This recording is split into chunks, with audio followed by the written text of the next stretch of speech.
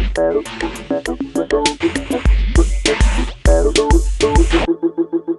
Gage, bonjour. Bonjour. Bienvenue donc dans le Buzz Média Orange Le Figaro. Ancien ministre, je rappelle, vous avez été notamment secrétaire d'État au droit des victimes. Vous êtes présidente aujourd'hui de la fondation Casque Rouge. Avant qu'on évoque votre actualité, l'alerte enlèvement qui a été étendue il y a quelques jours, en tout cas pour l'annonce sur Internet, je vous propose de découvrir un autre chiffre du jour qui concerne cette fois aussi le média Internet. C'est 2 mois à 12 mois, c'est-à-dire 2 mois à 1 an, qui est donc la disposition principale du projet de loi Création et Internet qui a été adopté hier, le projet de loi dit Hadopi, pour sanctionner le téléchargement illégal. Alors on se rend compte qu'Internet, ça peut être à la fois un outil de diffusion d'informations fabuleux, on va le voir avec votre projet, mais ça peut être aussi un lieu de piratage, accusé de tous les maux. Est-ce que c'est à la fois pour vous quand même une arme toujours à double tranchant, le média Internet ? C'est vrai.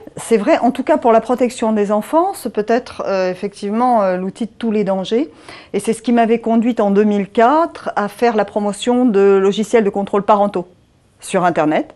Mais aujourd'hui, c'est aussi l'outil auquel j'ai recours pour mettre tout en œuvre pour sauver la vie d'enfants enlevés. Donc vraiment, c'est un outil de liberté, c'est un outil qui permet de multiplier la force de frappe quasiment à l'infini. Donc utilisons Internet au mieux que nous pouvons le faire. Et je crois que c'est une chance de vivre un siècle et une époque où on peut à ce point s'appuyer sur Internet. Alors justement, vous en parliez, l'alerte enlèvement va être étendue début juin, je crois, donc à l'ensemble des médias Internet, après la télévision notamment et la radio. Comment ça va s'organiser concrètement ? Alors, j'avais en 2004 également, après mon entrée au gouvernement, eu à affronter le cas terrible d'un petit garçon qui avait été enlevé et qui avait été tué par un pédophile dans des conditions absolument sordides.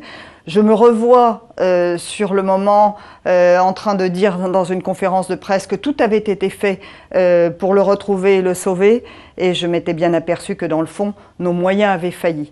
Alors, j'avais initié, en prenant modèle sur ce qui se fait notamment aux États-Unis et au Canada, l'Amber Alert, j'avais pris modèle sur les méthodes de CPI pour diffuser le signalement d'un enfant enlevé sur les médias traditionnels, de sorte qu'à l'heure d'aujourd'hui, effectivement, puisque le modèle a été mis en place en France de façon officielle en 2006, eh bien, après l'enlèvement d'un enfant, sur demande et recommandation du procureur de la République et du ministère de la Justice, son signalement est diffusé à la télévision, à la radio, sur les panneaux d'autoroute, etc.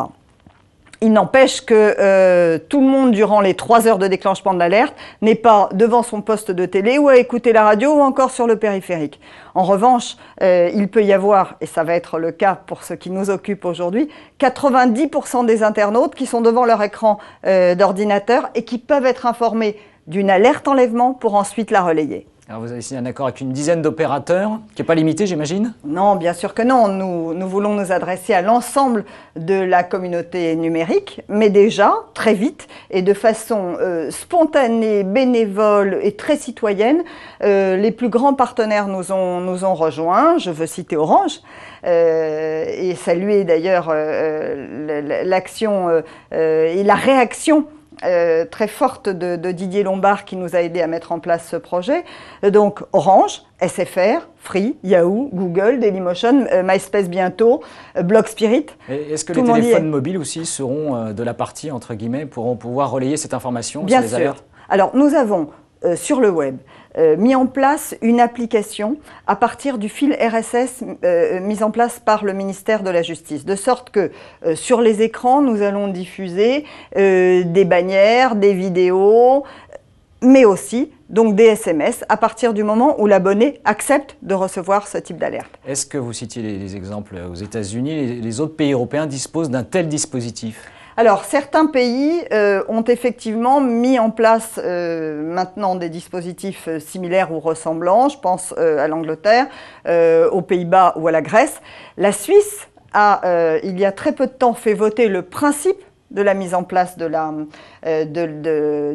diffusion de l'alerte.